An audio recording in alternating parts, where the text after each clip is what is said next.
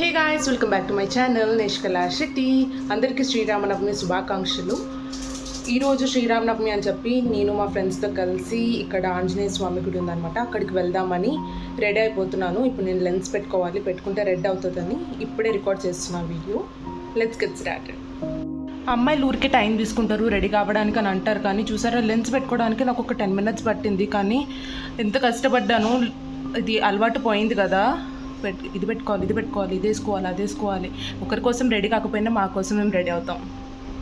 Okay, మనం ఇప్పుడు వెళ్ళబోతున్నది Shri Sitaramanjaneya temple. కొండాపూర్లో ఉంది.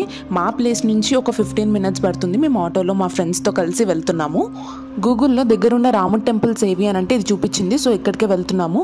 కానీ ఇక్కడికి వెళ్ళిన తర్వాత మాకైతే పెద్ద షాక్. అక్కడున్న జనాలు ఇంతమంది ఉంటారని మేమైతే అస్సలు ఎక్స్పెక్ట్ చేయలేదు. ఆల్రెడీ ఒక 200 meters వరకు ట్రాఫిక్ ఆగిపోయింది. మేము అక్కడి నుంచి దిగి నడుచుకుంటూ వెళ్ళాము. సో ఇప్పుడు మనం వెళ్ళేదేమో కామాక్షి అమ్మవారు ఇంకా ఏకాంబరేశ్వర టెంపుల్ ఉంటుంది అనమాట. ఇదైతే శివుడు ఇంకా అమ్మవారు ఉంటారు. సో మేము ఎంతమంది జనాలు ఉంటే మేము ఇదే టెంపుల్ ఏమో అని అనుకున్నాము. అక్కడ చూసేసరికి శివుడు కామాక్షి అమ్మవారు ఉన్నారు. సో దర్శనం చేసుకున్నాము. కానీ పెద్ద షాక్ ఏంటి అంటే పక్కనున్న సీతారామాంజనేయ స్వామి టెంపుల్లో ఎంతమంది అని అంటే మేమైతే క్యూలో ఒక 1 hour వరకు వెయిట్ చేసాము.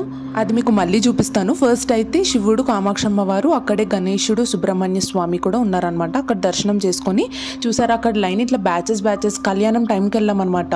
ఇక్కడ ఈ జనాలు చూసారా ఎంతమంది ఉన్నారో. ఇది జస్ట్ లైన్కి బ్యాచెస్ లాగా సెండ్ చేస్తున్నారు. ఎంతమంది అంటే అక్కడ మనము ఇట్లా లైన్స్ అటు ఇటు పోయి లాస్ట్కి లోపలికి వెళ్తామన్నమాట. అక్కడ ఒక స్క్రీన్ పెట్టారు. ఒక స్క్రీన్లో కూడా కొంచెం సేపు చూసినందుకు మాకు దర్శనం కలిగింది. మధ్యాహ్నం చాలా ఎండ ఉంది, అందరికీ దాహం అవుతుంది. నేనైతే బాటిల్ పెట్టుకున్నాను. నాకు అంతమంది జనాలు ఉంటే నాకు బీపీ లో అయిపోయి కళ్ళు తిరుగుతాయి అనమాట. కానీ చాలా బెటర్ ఉండే, అప్పట్లో అలా ఉండేది, ఇప్పుడు కొంచెం తగ్గింది. వాళ్ళైతే వాటర్ ప్రొవైడ్ చేస్తున్నారు. కానీ మేమైతే వెనక్కి వెళ్ళలేదన్నమాట. అసలు ఇలా ఉన్నా పర్లేదు, దర్శనం చేసుకునే వెళ్ళాలని ఫిక్స్ అయిపోయాము.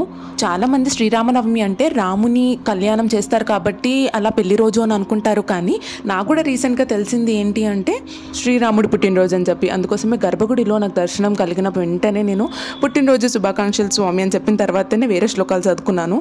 నాకు సత్యసాయి బాబా ద్వారా తెలిసిన విషయం ఏంటో మీకు చెప్తాను.